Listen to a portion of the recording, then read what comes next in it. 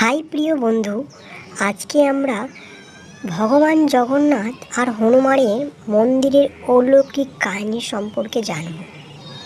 ভারতের অন্যতম পবিত্র তীর্থস্থান হল ভগবান জগন্নাথের টেম্পল।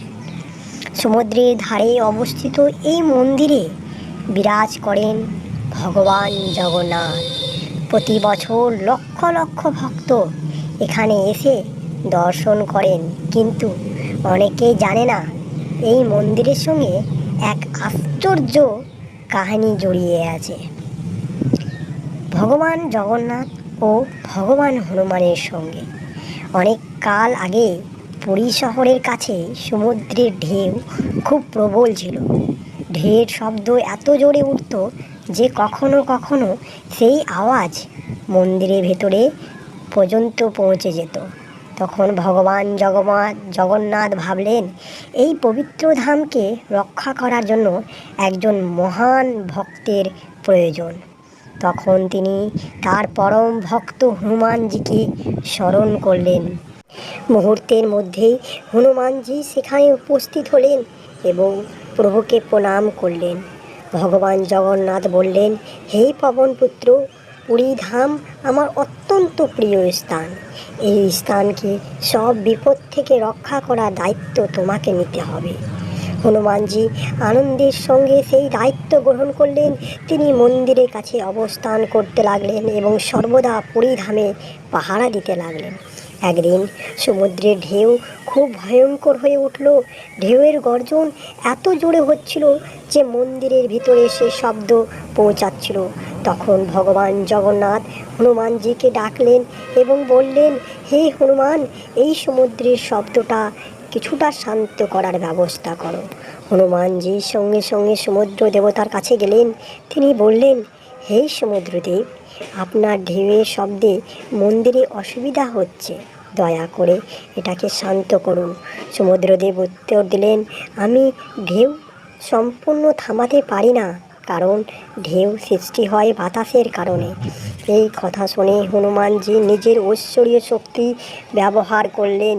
তিনি মন্দিরের চারিদিকে অত্যন্ত দ্রুত গতিতে উড়তে লাগলেন। তার শক্তির ফলে এক বিশেষ বাতাসের বলয় সৃষ্টি হলো। এই বলয়ের কারণে সমুদ্রের ঢেউয়ের শব্দ মন্দিরের ভিতরে আর প্রবেশ করতে পারল না। ভক্তদের বিশ্বাস, সেই থেকেই জগন্নাথ মন্দিরের ভিতরে সমুদ্রের গর্জন খুব কম শোনা যায়। কিন্তু এই গল্প এখানেই শেষ নয়। একেবারে হনুমানজি কাউকে কিছু না বলে অযোধ্যা চলে গেলেন। তিনি সেখানে কিছুদিন ছিলেন। একদিন পুরীতে হঠাৎ অনুপস্থিতে সমুদ্রের ঢেউ হঠাৎ খুব ভয়ঙ্কর হয়ে উঠল। বড় বড় ঢেউ শহরের দিকে এগিয়ে আসতে লাগলো। পুরীর মানুষ ভয় পেতে লাগলো এবং সবাই ভগবান জগন্নাথের কাছে প্রার্থনা করতে লাগলেন। ভক্তের আর্তনাদ শুনে ভগবান জগন্নাথ সঙ্গে সঙ্গে হনুমানজিকে স্মরণ করলেন। হনুমানজি তখন তৎক্ষণাৎ পুরীতে ফিরে এলেন। তিনি ফিরে আসতেই সমুদ্র আবার শান্ত হয়ে গেলেন। তখন ভগবান জগন্নাথ স্নেহ ভরে বললেন, হে হনুমান, তোমার ভক্তি অসীম, কিন্তু পুরী ধামে রক্ষার জন্য তোমার সবসময় প্রয়োজন।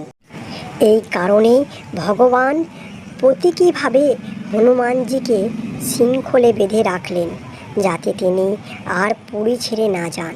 পুরীতে আজও একটি বিখ্যাত মন্দির আছে, যার নাম বেডি হনুমান টেম্পল। সেখানে হনুমানজির মূর্তি শিকলে বাঁধা অবস্থায় দেখা যায়।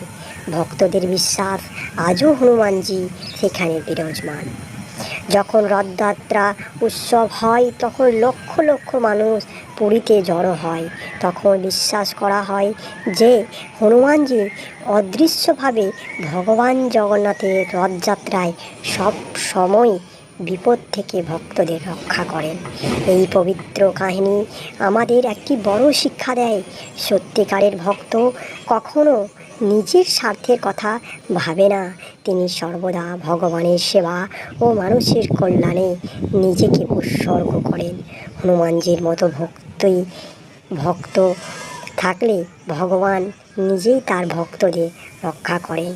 আজও অনেক ভক্ত পরিধাম গেলে প্রথমে হনুমানজির দর্শন করেন, তারপর জগন্নাথ দেবের দর্শনে যান। শেষে সব ভক্ত একসঙ্গে উচ্চারণ করো এবং বলো মন থেকে, জয় জগন্নাথ, জয় হনুমান। যদি ভিডিওটা ভালো লাগে লাইক করবে, শেয়ার করবে আর সাবস্ক্রাইব করতে ভুলবে না।